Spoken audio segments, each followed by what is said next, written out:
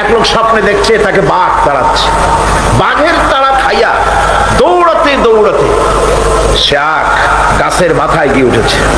গাছের মাথায় উঠে একটা ডাল ধরে ঝুলে পড়েছে। এমন সময় সে লক্ষ্য করলো বাঘটা এসে গাছের গোড়ায় দাঁড়ায় আছে। ডালটা যে নিচে ঝুলে পড়েছে তার নিচে দেখছে বিরাট কুয়া, সেই কুয়ার ভিতরে বড় এক অজগর হা করে আছে। এমন সময় কানে কুটকাট করে আওয়াজ আসে। কিসের আওয়াজ?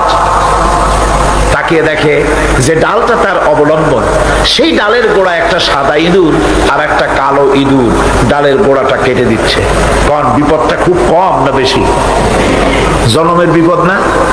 গাছ বাইয়া যদি নিচে নামে তো খাবে কিসে? বাঘে। আর ডাল ভাঙিয়ে যদি নিচে পড়ে খাবে কিসে? এমন সময় তার মাথায় ঠান্ডা কি জানি পড়লো। উপরের দিকে তাকাইছে। উপরে তাকালে সাধারণত মানুষের মুখ হা হয়ে যায়, আর যদি দাঁত না থাকে তাহলে জানলা খোলা গাড়ির মতো হয়ে যায়। উপরের দিকে তাকাইছে, মুখটা হা হয়ে গেছে। আর অমনি উপরে ছিল মধুর চাক, সেখান থেকে ফোটা ফোটা মধু পড়তেছিল, সে মধু চাটতেছে। এমন সময় তার ঘুম ভেঙে গেল। এক বুজুর্গ ব্যক্তির কাছে গিয়ে বলছে, হুজুর এই রকমের একটা মারাত্মক স্বপ্ন দেখেছি, অর্থ কি কিছুই বুঝলাম না।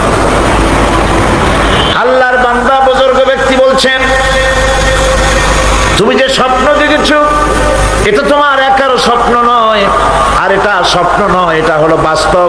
তামাম পৃথিবীর সমস্ত মানুষের জন্য এইটাই হলো বাস্তবতা। তোমার পেছনে যে বাঘ দৌড়াচ্ছিল এটা বাঘ নয়, এটা হচ্ছে হযরতে আজরাইল আলাইহিস সালাম। প্রত্যেকটি মানুষের পেছনে ঘুরছে, সময় এলি তার জান কবজ হয়ে যাবে। তুমি যে ডালটা ধরে ঝুলেছিলে ওই ডালটি হচ্ছে তোমার হায়াত, আর ডালের গোড়া কাটতেছিল সাদা ইঁদুর আর কালো ইঁদুর। সাদা ইঁদুর হলো দিনের প্রতীক, কালো ইঁদুর হচ্ছে রাতের প্রতীক। দিন আর রাত তোমার হায়াতের রশিগাছা কুটকুট করে আস্তে আস্তে করে কেটে দিতেছে। আর নিচে যে কুয়া ছিল সাফ হা করে আছে, এটা হলো তোমার কবর। এর মধ্যে তুমি যে মাথার উপরে ঠান্ডা কি পড়লো, উপরে হা করলে মুখের ভিতরে মধু পড়লো, সেই মধু চাটতে চাটতে কবরের সাপের বিপদের কথা ভুলেছো, বাঘের বিপদের কথা ভুলেছো, ডাল ভেঙে পড়বে সে বিপদও ভুলেছো। এই মধু হচ্ছে তোমার সুন্দরী স্ত্রী, এই মধু হলো দুনিয়া, এই মধু গাড়ি, এই মধু বাড়ি, এই মধু ক্ষমতা, এই মধু প্রতিপত্তি, এই মধু হচ্ছে তোমার ব্যবসা বাণিজ্য।